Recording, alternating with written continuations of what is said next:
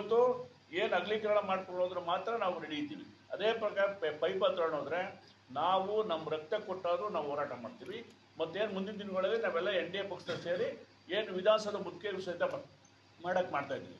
ಅಷ್ಟು ಸುಲಭಕ್ಕೆ ನೀರು ಬಿಡೋದಿಲ್ಲ ನಾವು. ಆ ಯೋಜನೆ ಸ್ಥಗಿತ ಮಾಡಿದ್ರೆ ಸರಿ, ಕೂಡಲೇ ಈಗ ವಾಪಸ್ ತಗೋಬೇಕು ಆ ಯೋಜನೆ. ಅದೇ ಹಾಕಲಿ, ನೈಸರ್ಗಿಕ ತೊಗೊಂಡೋಗಿ ಅಗಲೀಕರಣ ಮಾಡ್ಕೊಂಡು ತೊಗೊಂಡೋಗಿ. ಯಾರಿಗೂ 6 ವರ್ಷದಿಂದ ಏನು ತೊಂದರೆ ಆಗಿಲ್ವಲ್ಲ.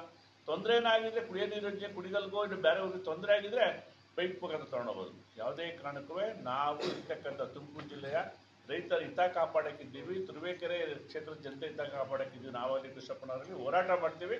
ನಮ್ಮ ಹಕ್ಕು, ನಮ್ಮ ನೀರು ನಾವು ಪಡೆದೇ ಪಡಿತೀವಿ. ಯಾವುದೇ ಕಾರಣಕ್ಕೂ ಯೋಜನೆ ನಿಲ್ಲಿಸಬೇಕು ಅಂತ ನಾವು ಇರ್ತಕ್ಕಂಥ ಸರ್ಕಾರದಲ್ಲಿ ಮನವಿ ಮಾಡ್ಕೊತೀವಿ, ಒತ್ತಾಯ ಮಾಡ್ತೀವಿ. ನಾವು ಯಾವುದೇ ಕಾರಣ ಪ್ರತಿಭಟನೆ ಜೈಲಿಗೆ ಹಾಕಿವಿ, ನಾವು ಸಹಿತ ಬಿಡೋದಿಲ್ಲ.